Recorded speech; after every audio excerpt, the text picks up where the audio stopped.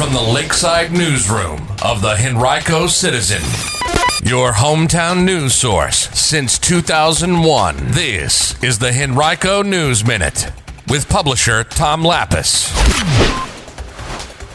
A Glen Allen woman in the national spotlight tonight, and Henrico County loses a giant. We'll have details in today's Henrico News Minute for Monday, November 15th, 2021. And now for the news.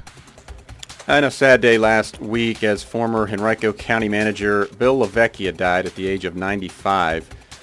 The county will fly its flag at half-staff at all county buildings and facilities through the end of the day on November 26th in tribute to LaVecchia and his service to the county, which spanned parts of 5 decades. Current county manager John Vitolkas said of LaVecchia, quote, "Bill was a wonderful, kind person and clearly one of the giants of Henrico County.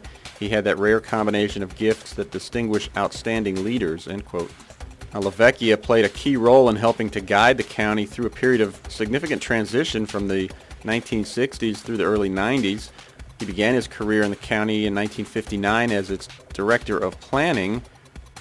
In June 1978, he became the Deputy County Manager for Planning and Inspections. That was one of 3 newly created Deputy Manager positions. And then when former County Manager Frank Faison resigned under pressure in 1984, LaVecchia became the Acting Manager and was named to that position permanently a month later.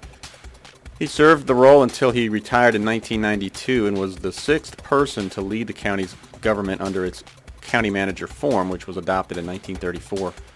His tenure was marked by an increased investment in infrastructure projects like schools and roads, libraries, and other facilities.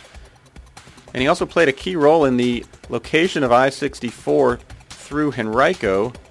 He convinced then County Manager Edward Beck to attend hearings that would determine the interstate's route through the Richmond region. He and Beck were the only 2 administrators from the region to attend and ultimately helped lobby successfully for the northern route.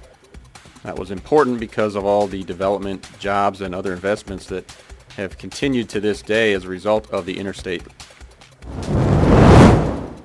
A Henrico woman gets her crack at $10,000 tonight on a Food Network television program.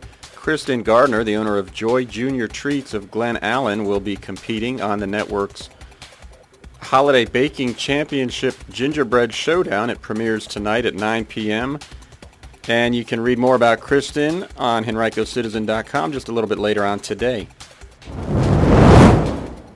Well, 157 children were vaccinated over the weekend at an event held at Fairfield Middle School, along with 37 adults. Our Anna Bryson was there and talked with some of the families about the reasons why they chose to have their children vaccinated. You can check out her coverage from the event right now on HenricoCitizen.com by clicking on News and then Education. A 55-year-old Glen Allen man is facing a first-degree murder charge in Hampton after police there reported that a shooting last Thursday night left another man dead. Wilgressa Johnson also faces 1 charge of use of a firearm in the commission of a felony, 1 count of possession of a firearm by a convicted felon, and 1 count of shooting within an occupied dwelling. The incident took place shortly before 8 p.m. November 11th at the home of the 57-year-old victim. Well, congressional campaigns have kicked off throughout Virginia, but many candidates aren't exactly sure which district they'll be living in once the redistricting process that's underway finally concludes. That's a process that should have been completed earlier this year but has yet to take place, and now it's unclear how long it might actually take.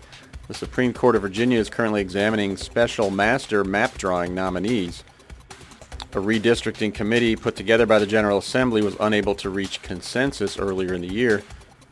A top target for Republicans is Virginia's 7th district, currently held by 2-term Democrat Abigail Spanberger. There are a number of Republicans who have announced plans to seek their party's nomination, but some of them could get redistricted into another district.